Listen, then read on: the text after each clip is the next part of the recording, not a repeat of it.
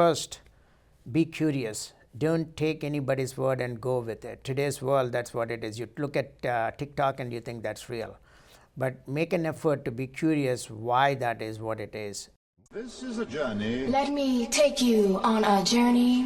There will still be the journey. The journey. New sheriff in town, and his name is the journey. Journey. This thing is bigger than Nino Brown. This is the journey. The journey. What is it that moved you? The journey. The journey.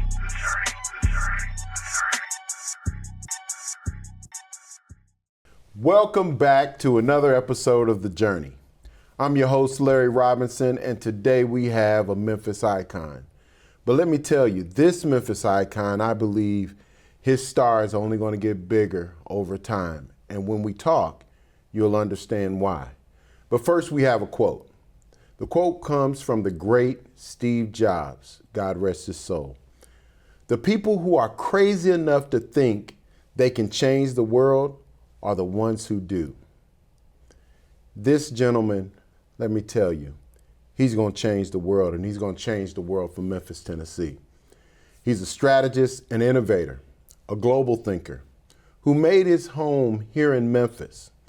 From architecture, city planning, to now AI and digital transformation. He's a husband, shout out to Poonama, father, and a mentor. Without further ado, please welcome my brother, Sridhar Sankara. Hey, Larry. Hey, man, how are you, my man? Good. How are you? I'm good. I'm honored, bro. I'm honored that you come check us out, man. Thank you for having me here. Absolutely, absolutely. So listen, we're going to talk about the early years. Tell me about the early years, as back as far as you can remember. And what do you remember? What was the household like? What was mom and dad like? So I was born and brought up in India. What part of India? So south part of India. It's called Vizag. It's on a seashore. So my early days, I have two older brothers. So I'm the youngest. So are you the baby boy? Yeah, I'm the baby boy, and my mom is a physicist, and my dad is a banker. So it's always about education, and being a youngest, you always try to run away from that. But you have two brothers and then a mom that's holding you back, and it's always about education. Education was our first priority in the house before anything else. So you better not get a bad grade and walk home, and you'll be tortured. Yeah, see, I met your parents, man. They ain't look like they mess around too much. So now I look back, and I think that's what made me come here, made me who I am, because of that education and being a physicist. My mom, the curiosity is what really got me into it, because if you learn physics, you're always curious, and that's what brought me in my journey of always trying to learn something, trying to be curious about something. I got you. So who outside of your parents and the household had the biggest influence on young Sridhar? I mean, I couldn't say one, because at every stage of your life, you have somebody that you look up to and you try to admire and say, oh, what if I can think like that? And mostly think like that, because it's not about doing. Because people are different, they do something, but they're in a different context. So, but how do they think when they do it? So for me here in Memphis, I had a great opportunity to have a great mentor, Nick Clark. That changed my course of how I was thinking, and he realized I will be better off coming on my own and doing a business, so that my thinking would not be restricted to one company or one thing, so I can think more beyond one company. Okay. So growing up, we all make decisions that we look back and we say, man, that changed my life. And half the time when we're making the decision, we don't realize it's going to have that big of an impact. Is there a decision you made? Yeah, I mean, in my 6th grade, that was the first time I looked at a computer. So in my school trip, and it was size of bigger than this room. And this was one guy big mainframe. Yeah, it's one guy sitting at a small place with this whole sheets, right? So, and I realized at that time, this is something that could help you to do things better than what you're trying to do. So I then joined computer courses. I was the youngest one in joining the computer course. And then from that time, I really enjoyed what computers can do for you in your mainstream business, not as a computer engineer. It was not like I want to be a computer engineer, but I always wanted to use it as a way of making my things better, whatever I'm doing. Okay, okay. How different are you from the person that you dreamed you would be as a kid? You know, you were looking back in the stars in South India. And what were your dreams, and how different are you from that person? I mean, I think when I was growing up, I wanted to do too many things. Like any other kid, I wanted to become a cricketer. That didn't happen, right? If you realized. Now that's sports, right? Yeah, sports cricket. Okay. And my parents always said your backup plan is important. My backup plan worked, which is education. I think the way I changed from where I wanted to become an artist, but I thought all of that what I want to become were more hobbies.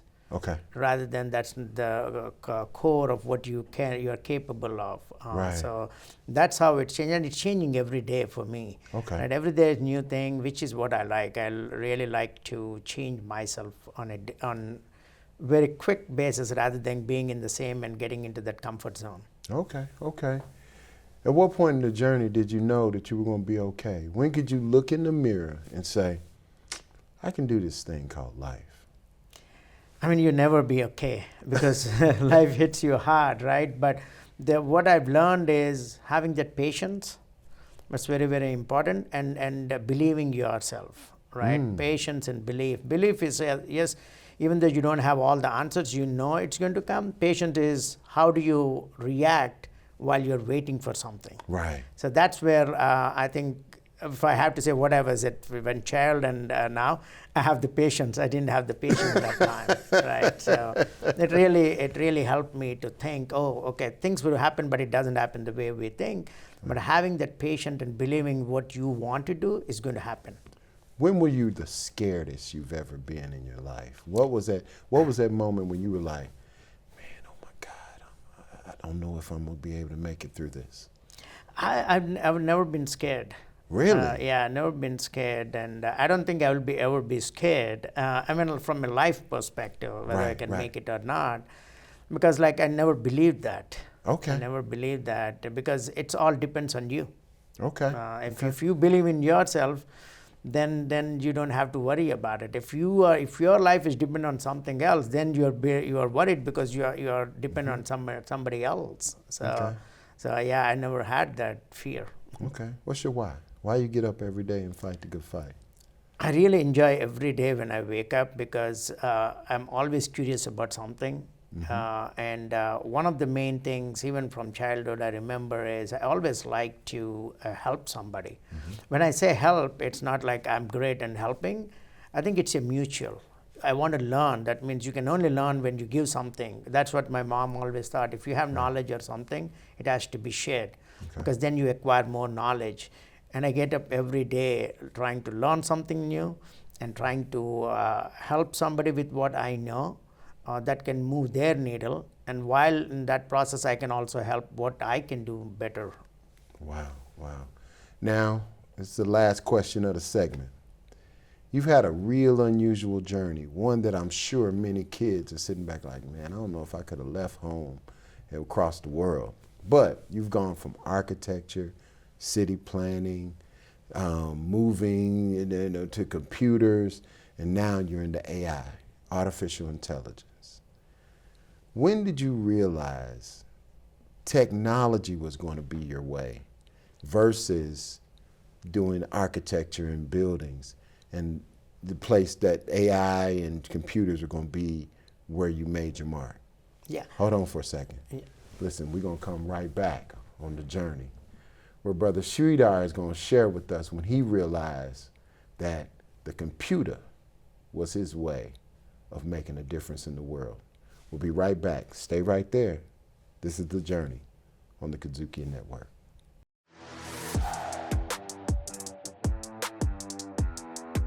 You know, success in life is never a straight line. It's full of twists, turns, highs, lows, and every single event, every single step shapes who we become. This season, the journey is stretching out even further. We're stepping into new communities, meeting new voices, sharing new paths, and it's all about reaching more men so we can impact more young boys, letting them know that life is in fact a journey. Think about it.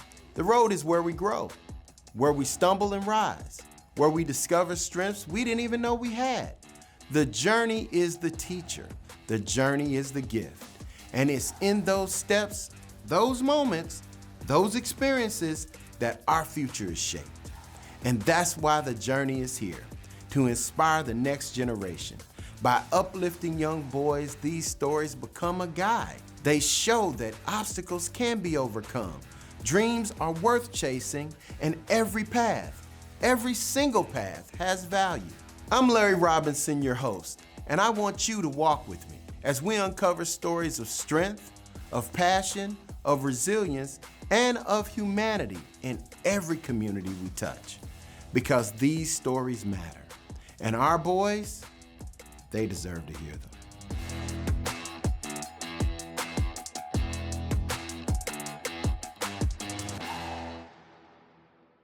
Welcome back to the journey.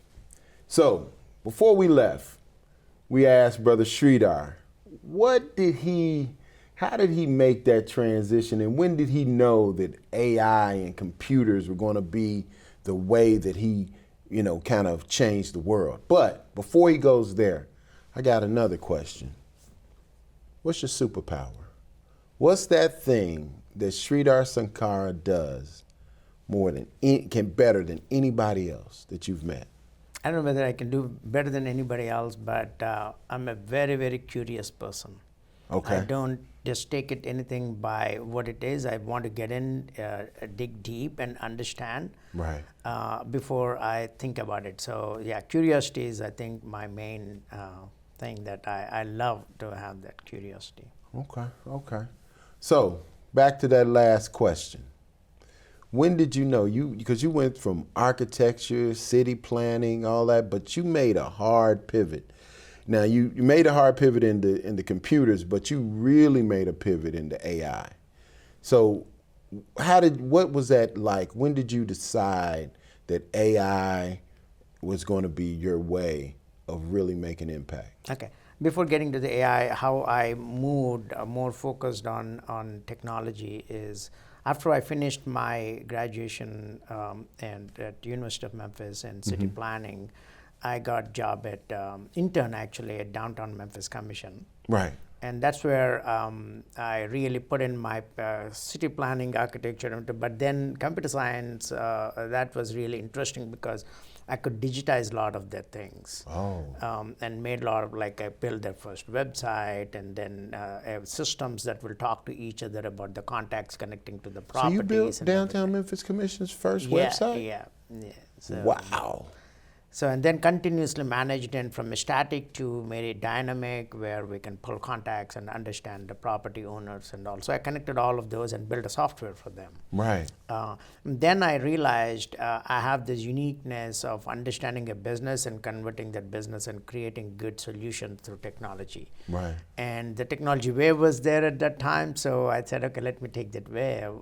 Even I still enjoy architecture. I read architecture books. I enjoy watching a lot of architecture creations, and I still like city planning. But I thought this is a great way to actually give my skills back. Okay.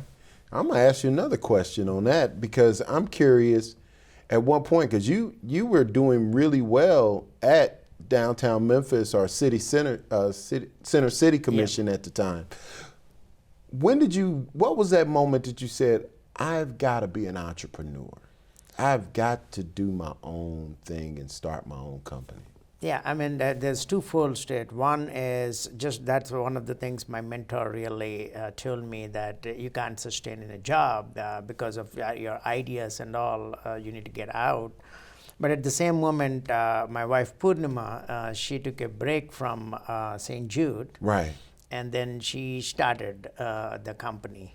Oh. And then she started doing the websites and everything. And there was a crossroads where do we scale the company? If you want to scale, I have to be completely in there. Right. So, and then I spoke to Nick, and he advised me, you need to have this kind of backup plan before you really leave. And we both of us sat down at Houston, so I remember. And I said, I got all the checklists you wanted me. And he said, yeah, this is the time you need to make the decision. Wow. And again, like my work there was almost done. There was not a lot of things, so I was just being there, not doing a whole lot of things. Right. And it was a good timing too to get out of that and do my own thing. Okay. Now look, you're the CEO of eBiz Solutions. Walk us through some of the jobs you've had along the way before you became the CEO of eBiz. I mean, the only job I had is an intern, and then at Center City Commission, I was just an intern, became manager of IT, and then director of IT, and then. So wait a minute, you went from college to Center City Commission, which is now Downtown Memphis Commission, and then manager of IT. Yeah, and we're at Center City Commission. Yeah, and then you became an entrepreneur. Yeah. Wow. And you've never looked back. Yep. Now, your academic background is a rare mix because you have city planning, computer programming, advanced, training at MIT, and that's the part that where did the advanced training at MIT? When did that happen? I think it's in 2018. So MIT and some of the big schools have started giving a little bit more AI implications in business. Right. So my area of focus is always about how a technology impact business. Okay. I'm not going and I'm actually doing the programming, even though I used to, but I'm more about how does this impact right. business. So I took that AI implications in business strategy, right, which really opened the doors of what is coming. Right. So nobody knew at that time what is coming, and I got a very good insights of what's coming, and I like the company, we wanted to make sure we are prepared for it. And AI has been there for a long time, but what we are seeing, the generative AI and the agentic AI is something totally new. That's going to reshape all of us, our personal lives, business lives, and business models will be reshaped. Wow. So you've done all these things, and now AI. How is your career path with the different roles, how has that affected the way that the type of leader you are? I think one of the things I advise everybody is you always have to have multidisciplinary education. What does that mean? Like Unpack that. I have an architecture, right? Architecture is knowing more about details of how people live in spaces, understanding the spaces, connecting the spaces to the lives and to the different areas within the home or a hotel, wherever. So how do you connect and how do you think about humans in there? Then you come planning, which is at a higher level than the architecture. Architecture is a very detailed level. But all of those concepts of understanding the planning, how to connect the dots and all, today, in today's world, if you're solving a problem, you have to have that thinking, which is like systems thinking or first principles thinking, the second thinking, I'm forgetting the word. Right. So all of this helps when you get trained in multidisciplinary. Right? So, because if I'm thinking only the problem and I don't think about what is connected to that problem, then I'm missing the boat. So I don't know exactly how to solve, right? But when you're looking at the problem, you have to break the problem into multiple pieces at a basic functional level. And then what we also need to think is once you break down, how do you connect the dots together to make it better than what it was, right? And then you also need to understand what is the impact of this change is going to happen, whether it's going to be on people or whether it's going to be on the process. Until you have these mental models, and these mental models are mental models. Mental models. So what is that? Mental model it's a model that how you can't think out of thin air. You put some framework in your mind before you think. So these are the mental model, like systems thinking is a mental model. You have first principles thinking. second order thinking. That's what I meant to say. Right. Second order thinking or inversion thinking, which is inversion is when you're trying to solve a problem. Inversion thinking is more like Charlie Munger is, he is the one that talks about it most, used to talk about it most. Think about things that should not happen first. When you solve a problem, what should it not happen? What should, like you cannot let it happen. Right. If you start thinking from that way, then whatever solve your problem, it is going to be great. Right. So you have multiple ways of mental models. So I have like probably about 40 mental models I've read. I'm like learned and I put a book together, and I give every my employees to read. Think about it. When you think through those frameworks, you think through those models. Right. That way, you're not thinking out of the blue every time. So you have a very systemic way of thinking. Wow. Okay. So technology is moving really fast, and Yes, artificial intelligence is definitely moving fast. What does daily work as a CEO of an AI-based company look like?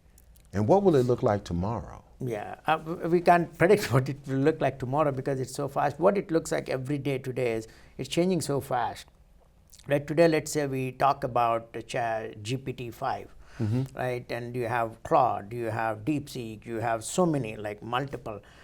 Every day they change very fast, and now the large language models are becoming more a commodity. Right, so anybody can use, everybody can use. What does commodity mean? I mean, it is accessible to anybody. Yes, it's right. Right, so Okay. there's no big differentiation. If I'm using ChatGPT, you will come tomorrow and you can beat me by using same ChatGPT. Right. Our goal right now is how do we plan, engineer. So that's why we are changing the name, and our tagline is going to be engineering intelligence.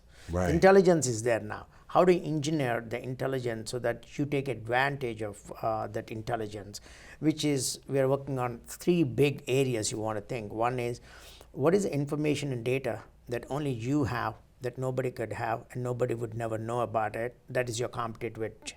Right. And then how do you, with artificial intelligence, it's not like traditional software development. If you develop software, if it works great day one, it works the same way every day until it breaks, something breaks.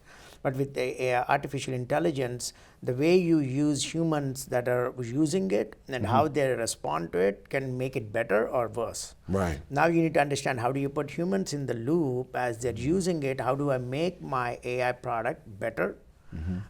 So in that, sometimes people want to break it, so they use wrong ways. So how do you put those guardrails that you're only taking information that's really good feedback to make the product better? Right. And then the most important thing companies will really get a great value out of it is how deep you embed AI into your workflow, day-to-day business workflows, right? And you see a lot of articles, people put so much money into it, they're not seeing the value because they didn't build the right planning and strategy around it. So they just everybody wants to rush in, I'll use ChatGPT, I'll use it, but they'd never thought about those 3 things of what is the value I will see, and then build a real plan. And there's a huge value in AI. I mean, you don't want to believe anybody that says there's no value. Right. Because just people, because they don't know how to really execute it, they don't see the value today.